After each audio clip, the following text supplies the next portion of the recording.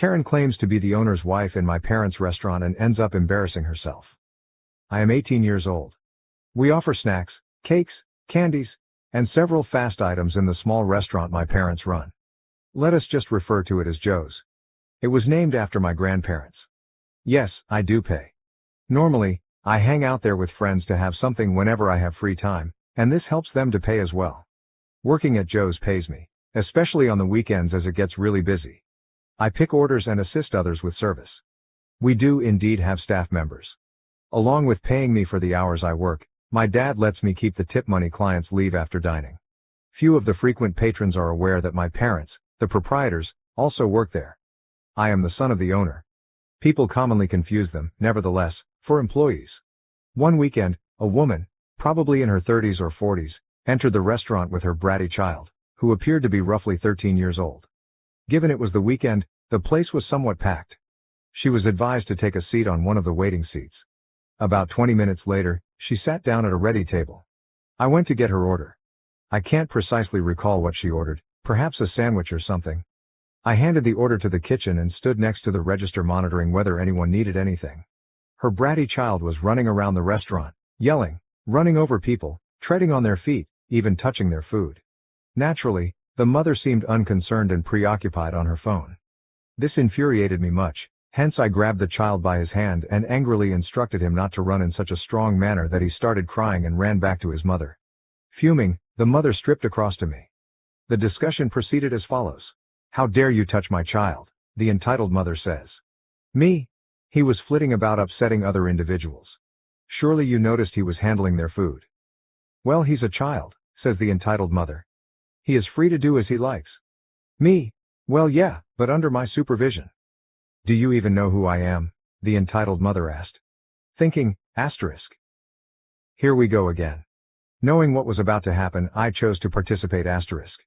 "Me? No ma'am, I'm not." Entitled mother. "Well, then you ought to know. I am the owner's wife. You're getting fired, so you made a big mistake and I will make sure your face won't be seen here again." I started to find amusement at this stage. I assumed she would say she was a friend or sister of the owner, but she opted for asterisk wife asterisk, hence now I could have some fun. "Me? Ma'am, I doubt you even know his." She served me. "His name is insert my dad's name here," says entitled mother.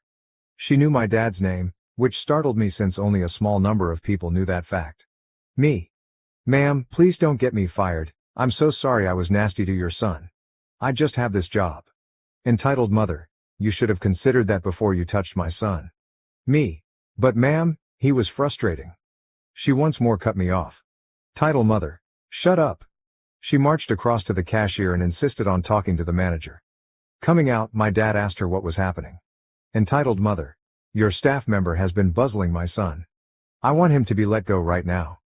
I'm sorry for the inconvenience, but I can't just fire him without reason," my dad answered after staring at me then back at her. "Do you even know who you're talking to?" Entitled mother asks. "The owner of Joe's is married to me, hence I find this staff unacceptable." My dad smiled the most of all. Entitled mother. "Why are you laughing?" "I am sincere. Dad, I apologize for any trouble once more. Are you looking for a refund?" The entitled mother entered complete fury mode and exclaimed, "You know what? I'm grumbling about you and your company on my phone to my husband. We'll have you sacked right now." We posted it on a board outside for home delivery orders, hence she picked my dad's phone number. She gave that number a call. My dad's phone rang. Shock rocked Karen, the entitled mother. Taking up the phone he said, "Hello, this is Joe's owner, how could I assist you?" As if all the blood drained from Karen, her face turned from red to absolutely white. "Yes, I am the owner and manager of Joe's and you are not at all my wife," he said. "And my son is the employee you wish sacked." She stared at me, and my laughter started to flow uncontrolled. Her order came ready just then, but by then she was already ashamed enough. Her child was wailing all through the backdrop. We still giggle about her dragging him out by the arm, not following the instructions, and without even taking the order. Man, I find it hard to understand how long OP let this continue before saying anything. He actually had not really needed to say anything at all. She called the number outside and spoke with the owner personally, hence the only reason the entitled mother discovered he was the son of the owner and she was not the wife. She chose the wife role straight ahead instead of other possibilities like OP considered, such as becoming the sister or friend of the owner. She simply asserted, rather boldly, to be the wife of the proprietor. I wouldn't have been able to resist shouting something like, "Mom, you finally came home," remarked one of the funniest remarks, then tried hugging her while faking tears of joy. Following up, someone remarked, "That would be awesome and hilarious. And I have a younger brother as well. Were you expecting Dad when you left? Is he a half-brother?" Better still, the larger the scene is. People begin by pulling out their phones and filming the entire event. Tell me what you would score this entitlement level 1 out of 10 and down below in the comments. Now to the next story. Story 2. Ex-husband begs to come back after miserable life. I laughed and called it karma. Am I the asshole? My ex-husband divorced me 3 years ago. When we got married, we agreed that we weren't going to have kids. I never wanted them. He said he didn't really want them. So yeah. 4 years into our marriage, he changed his mind, and he chose to divorce me because I wouldn't go back on our agreement and give him children. I'm not really a big believer in divorce. I was ready to be married for the rest of our lives. We had a good marriage, but I guess he didn't love me that much if he picked kids that didn't even exist over me. Right after our divorce, he almost instantly remarried. He got his new wife pregnant right away, and they have 2 kids together. In the 3 years since then, I've finished my higher education and have accepted a high-paying job in healthcare. Life has actually been pretty good for me, and I've gotten to the point where I think I'm ready to start looking to settle down. Yesterday morning, my ex-husband showed up on my doorstep crying. I figured something pretty awful must have happened, so I let him in and got him a drink. He started going on and crying about how awful his life is. He apparently hates his 2 kids. One of them is disabled and maybe autistic, and he has no money due to the kid being so expensive. His wife yells at him all the time. She got fat after having kids and doesn't want to lose weight. She never puts out. He can never go anywhere anymore. He said that he wants a divorce from his new wife and he regrets ever leaving me. He asked if I would take him back, and said he learned his lesson. I couldn't help but laugh at him. It was so pitiful. His audacity also kind of astounded me. I told him that with 2 kids to support and his lack of loyalty, he is not a catch, and I definitely won't take him back. And maybe this was karma for divorcing me. He was pissed, called me an asshole, and said he thought I would be more supportive and would at least turn him down nicely. Am I the asshole? Now to the next story. Story 3. Am I the asshole for exposing my dad's girlfriend after she tried to kick me out and faked a pregnancy? I'm M20, and I was a former foster kid. I was never adopted before I aged out, but I was placed with Joe when I was 10, and we were long-term matched by the time I was 14. Joe's the only real family I've ever had, and I consider him my dad, even though the whole adoption thing never happened. When I first moved in with Joe, he was married, but his wife passed away suddenly when I was 12. That was tough on both of us, but we managed to get through it together. Now, Joe's been dating his current girlfriend, Sarah, for about 2 years. She didn't come over much, and when she did, it was pretty brief. But 3 weeks ago, she moved into our house because she lost her job and couldn't afford rent anymore. I don't know if she was always like this or if moving in has brought out a different side of her, but Sarah's been acting really strange. Whenever Joe isn't around, she completely ignores me, like, won't even look at me when I speak, won't answer questions, nothing. At first I thought it might be some kind of anxiety thing. But now it started getting worse. For example, when Joe's at work and I'm in the lounge watching a movie, she'll come in and start blasting TikTok on her phone or playing music, totally disregarding the fact that I'm there. When I ask her to turn it down, she just flat out ignores me. And it's not just the ignoring that's the problem. She started saying some pretty nasty stuff about me too.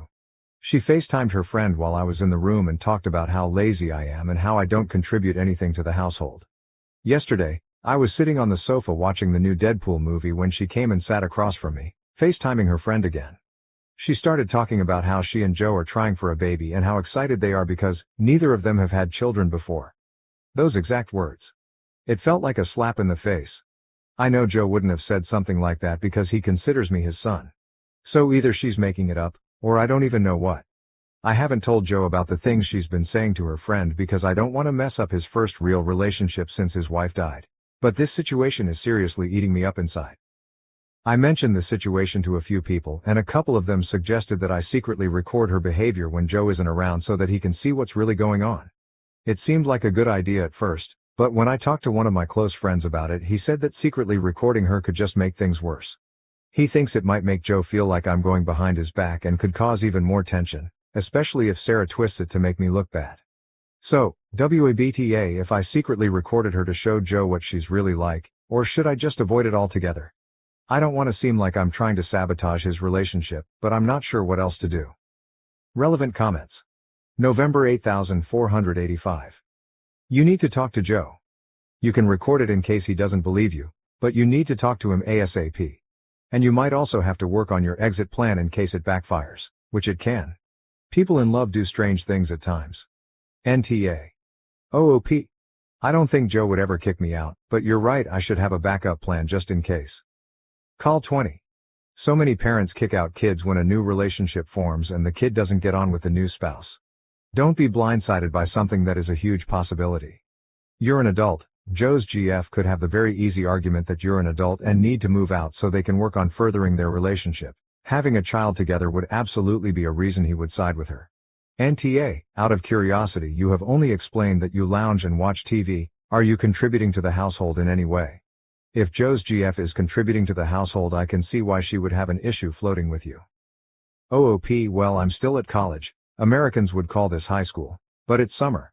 As a foster care leaver, Joe is paid £300 per week by the government to support me until I finish. This will carry on until I finish university or until I'm 25, whichever is first. I also get universal credit, which I use for most of my expenses. OOP goes on to state, high school usually ends at 18 here also, but I've had to redo some learning that I missed. Huge_Lime 826 get your ass off the couch and contribute to the home. Seems to me you are too stupid to realize that he will pick his girlfriend bedmate over a 20-year-old taking up space and pissing off his hot girlfriend. You don't realize it, but unless you start contributing, your days are numbered. So you're off school for the summer. Why don't you have a job to go to every day instead of sitting your ass on the couch? OP, who hurt you? Huge_Lime 826 nobody hurt me. But I did have enough common sense to get my ass off the couch and not play video games as a 20-year-old and then bitch about somebody who actually is contributing to the household. If he doesn't believe the girlfriend is more important to Joe than he has blinders on. Just wait until she has a baby. He needs to wake up and get his ass off the couch and contribute to the family. 20 years old is not a time to be sitting on the couch playing video games to get a job. Automatic_mirror_825. It's time to fly out of the nest, find a job, and/or college. Build your own life. You are an adult, young, male, with lots of opportunities. Sorry_I_guess responding to automatic_mirror_825. This young man didn't have a stable home until he was 10. He went through a traumatic childhood, and his life's trajectory is not the same as most people's, so developmentally it may be important for him to take a little longer to feel safe and confident. Hell, he's still finishing his secondary education due to those complications. And you have literally no idea what opportunities he does or doesn't have. As long as his father is happy to have him there, who are you to tell him he needs to leave home? What a shitty, presumptuous thing to say. Silent Prune 8103. Going to school isn't contributing to the household. Doing chores, taking out the trash, preparing dinner, doing laundry, sweeping the floors, vacuuming, doing repairs around the house. Contributing to the sustainment of your family's home and health of it so it doesn't burden others. That's my responsibility. If she finds herself or Joe doing all of this, then I would be annoyed as well. You're an adult. As an adult, you should be contributing without being told the responsibilities of maintaining the home. I would say getting a job as well at your age. Many folks go to school and have a part-time job, but if that's not the case, you can help around the house. I guarantee if you're doing those things, Joe and possibly her will have a different positive opinion of you. Update. I decided to talk to Joe directly instead of secretly recording Sarah. I thought it would be more mature, sensible, and non-confrontational to handle things face to face. My mindset was that if he didn't take it seriously, then I'd consider recording to show him what was really going on. When Joe got home from work, I asked him to talk privately in my room. He seemed a bit confused at first, but I made it clear that I wasn't trying to sabotage his relationship. I just needed to tell him that some things Sarah was doing were making me uncomfortable. I reminded him about how she ignores me and mentioned how she plays videos while I'm watching TV, but when I told him, she said that he didn't have any children and that they were trying for a baby, he looked really upset. It felt a bit awkward, but Joe called Sarah into the room to talk with us. He asked her if what I said was true and she immediately denied it. You could see from her body language that she was lying. I'm not sure if she just never expected me to say anything about how she's been treating me or what. Joe firmly told her that this is my house, not hers, and that while she's a guest here, she can't be disrespecting me. Things got a little heated, and in the end, she apologized to me, though it was through gritted teeth. I accepted the apology, even though I'm not sure it was genuine. After that, Joe asked if I was still comfortable with her staying with us. I said I was because I didn't want to break them up. I just wanted to tell him what was happening. However, she decided to stay at her friend's house for the night, which made the situation feel even more tense. I can tell Joe is really upset now, and I feel super guilty for making him feel this way. He insists it's not my fault, and we ended up having kebabs for tea, but even so, I can't shake the feeling that I've caused a huge fight between them. Joe went to bed early, and now I'm stuck feeling bad about the whole situation. I just hope that whatever happens next, things will settle down. Thank you, everyone. Update 2. So, about a month ago, things seemed to be getting better, at least on the surface. Joe and Sarah got back together, and I gave them my blessing because Joe really wanted it to work. Sarah even moved back into the house, and she was actually being decent to me, which was a change. But honestly, I always felt like she was just putting on an act. I had this nagging feeling that she still didn't like me and was only being nice because her other option was to be homeless. It all went downhill really fast though. Less than a week after moving back in, Sarah announced that she was pregnant with Joe's baby. And that's when the real chaos started. She dropped this ultimatum on Joe. Either I move out, or she'd break up with him and make it impossible for him to be involved with the baby. Joe was torn because he didn't want her or the baby to be homeless, but he also made it clear that I wasn't going anywhere. I'm his family, and he wouldn't kick me out for anything. So Joe told Sarah that they'd have to break up for good after she gave him the ultimatum. He even kicked her out again. That's when things got even crazier. Sarah started messaging Joe, saying she was going to get an abortion because she couldn't afford to be pregnant. Joe, being the good guy he is, offered to send her money and even pay for her rent so she wouldn't be homeless, but she kept playing games. Anyway, I was borrowing Joe's iPad one day, and I saw that Sarah's iMessage was still linked to it. I accidentally stumbled across her messages to a friend where she admitted she wasn't pregnant at all. She was just lying to get money from Joe and had this whole plan to drag him along for months before pretending to get an abortion. She even said she was going to make Joe's life miserable because he kicked her out. I felt sick to my stomach reading those messages. I took a screen recording of the entire chat, including the phone numbers and everything so she couldn't deny it or say that it was faked. When I showed Joe, he was completely heartbroken.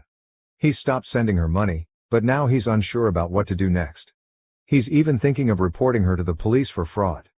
But part of him just wants to cut her out of his life completely and move on. I've never seen Joe this hurt, and I feel so guilty because I know all of this is stressing him out. I'm still in shock over how horrible Sarah turned out to be. Even with everything that's happened before, I never thought she'd do something this low. Now, we're just trying to figure out how to move forward from all of this. Thank you for watching. If you haven't subscribed yet, please do so and hit the notification bell to stay updated with more shocking real-life stories happening around you.